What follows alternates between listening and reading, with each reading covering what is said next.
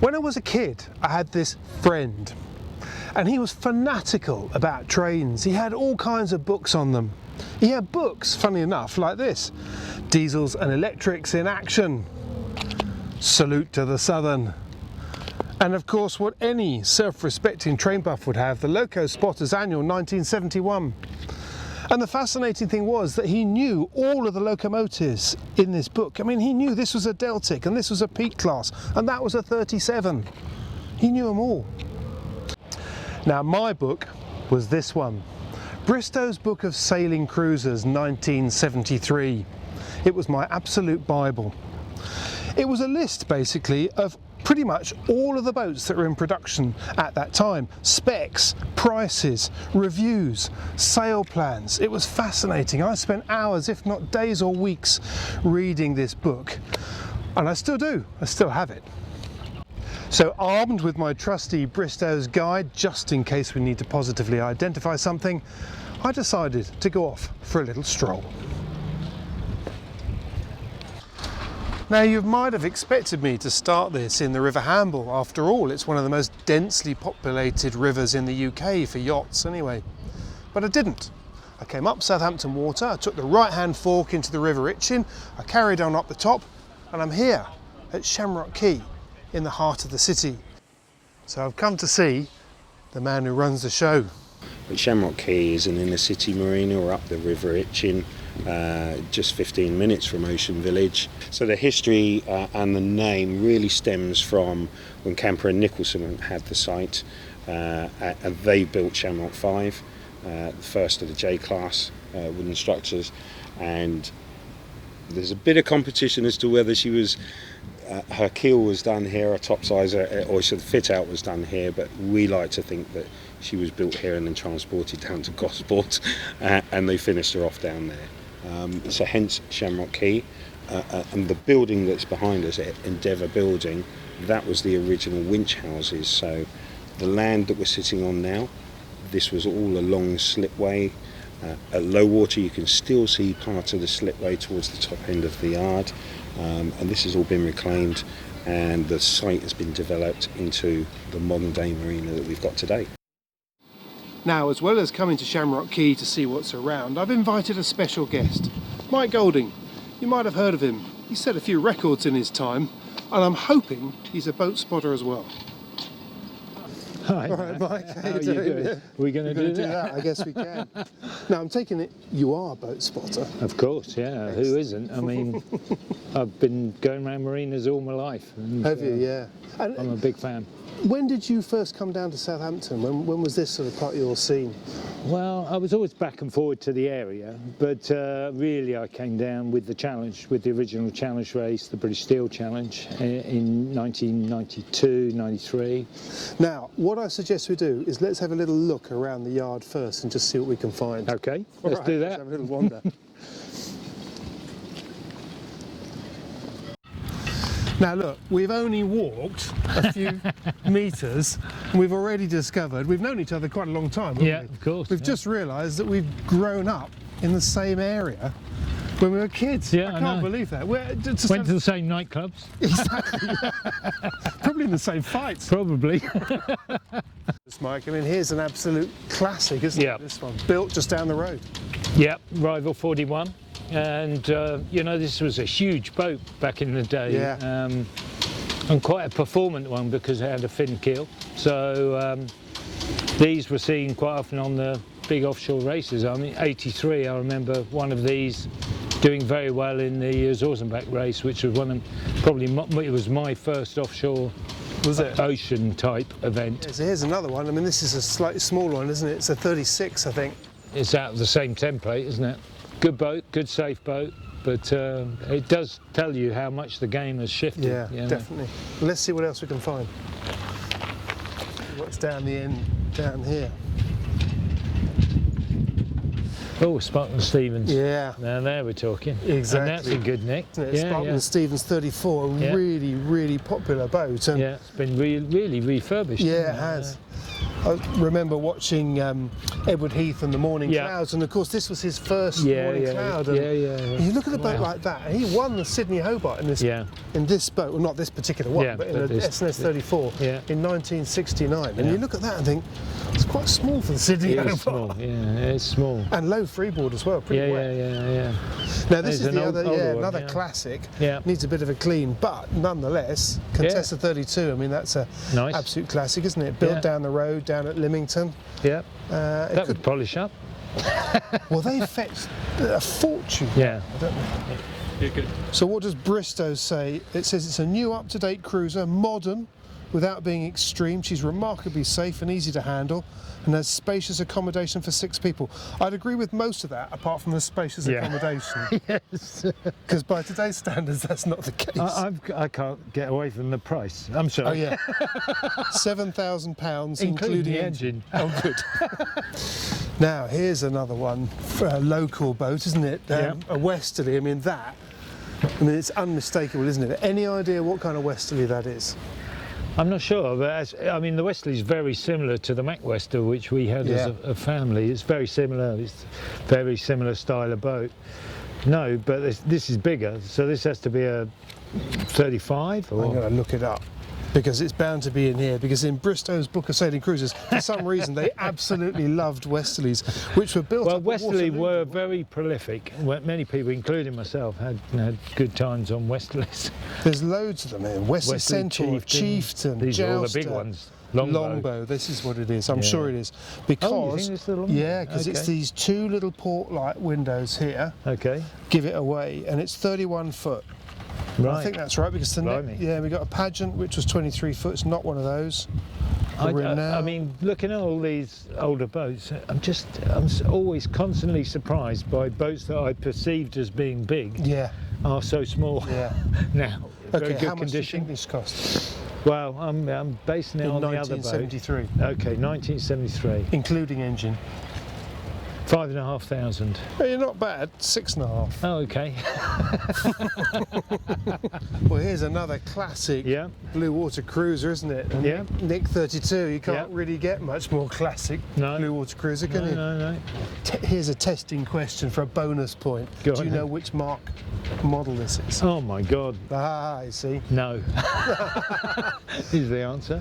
I only know because I cheated a little bit. I did actually have a look. It's a Mark 10. Right. It was the last one that they built, and this one was built in 1979. Okay. But they had originally they had a very different coach roof, but the hull and the underwater configuration is exactly the same. Yeah. Which is obviously what made them so popular. Yeah. But I think it's a really pretty boat, isn't it? Pretty boat. It's quite modern as well, really. Yeah, and they look nice on the water. I mean, when you see them out sailing, they look like proper boats. I think quite a few of these have done circumnavigations. Right, yeah. Well, a lot of these boats, the boats we've been looking at, are go anywhere boats. Well, this is now half the size of the boat that you went round the world in each time. Yeah. Would you do it now? I would, yeah. I'd do it because it's a great thing to do. And the fact it's going to take you 4 times as long. Yeah, I was just going to say, about 200 days, I think, isn't it? Yeah. Something like that's that. a long time. 220 days. That is a long time. I mean, I have done 161 going the wrong way around the world with the challenge yacht. And that's a long time. So you did it with a full crew to start with? Yeah. And then what did you do? Did you just fall out with the crew? Did you decide you not like people and you went off and did it on your own the wrong way around? The brief story of how that came to pass was at the end of the race in Cape Town, the sponsor of the boat, Philip Sorensen, said to me, I'm going to buy the boat, I'm going to do the next race, do you want to stay with the programme? And I just saw the opportunity of staying, but I also realised there was a big gap. So then my brain started thinking, how can I fill the gap?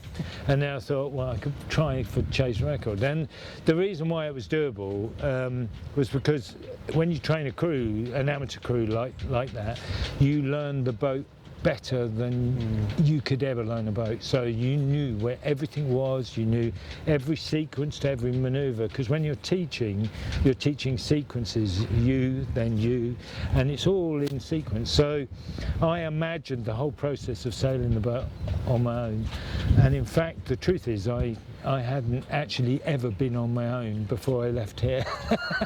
Really? I'd always had someone skulking down below or whatever, because it was such a rapid turnaround, because we got back from the first race, and in the winter of that same year I set out again to do it single-handed.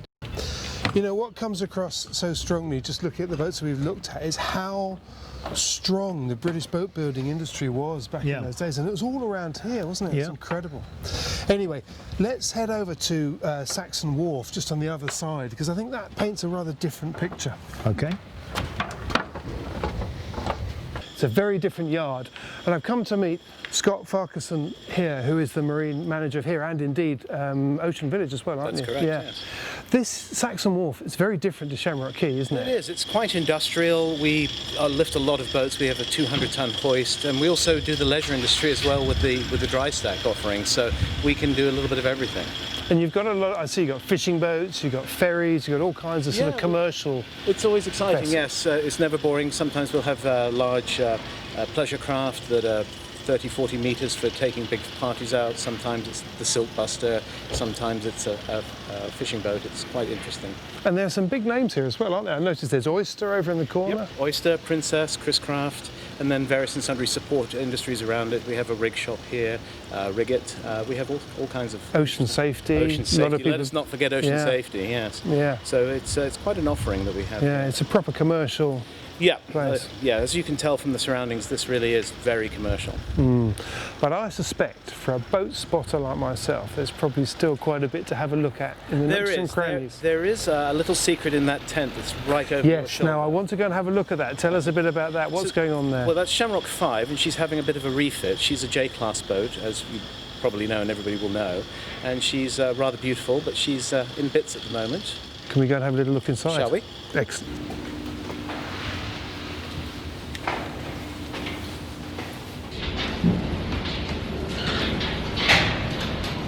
This is my third J-class, having been captain of Velshida originally for a period of time, and then Endeavour, and now I joined Shamrock in 2017.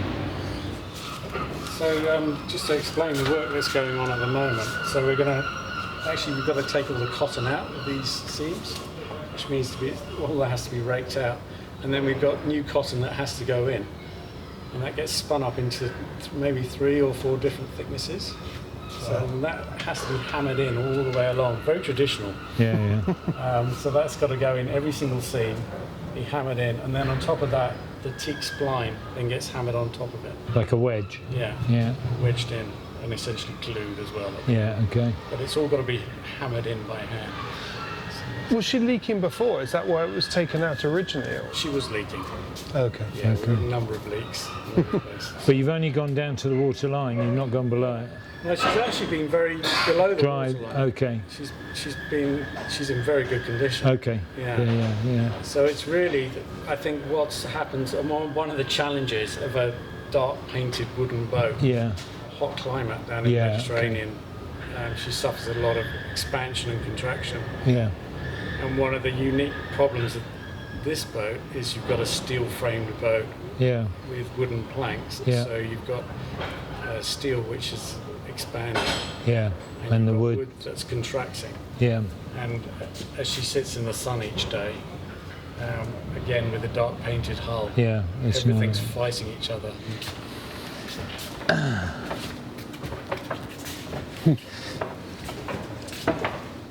Well, that was pretty impressive, wasn't it? You don't see that very often. No, and a boat like that tucked away, you wouldn't know it was there because it's behind this shed. So. Yeah. Well, every yard's got one, hasn't it? A project in the corner. And this is a project. This is a project, isn't it? It's apparently it's a 12 metre. Yeah, well, it's got the lines and the shapes. Apparently it's west wind. Okay. So we're told. I mean, it looks like a lot of work, doesn't it, Mike? But yeah, but fundamentally the shape of the boat's still there. It's not sagging over its posts or anything like that. But yeah, it's a hell of a project. I mean, but it's a beautiful thing. It is. Someone with the right amount of love and time and money. A small version of the J, almost a weekend project. Well, yeah, in comparison maybe, but it is beautiful. It'd be nice to see it sailing again. Yeah.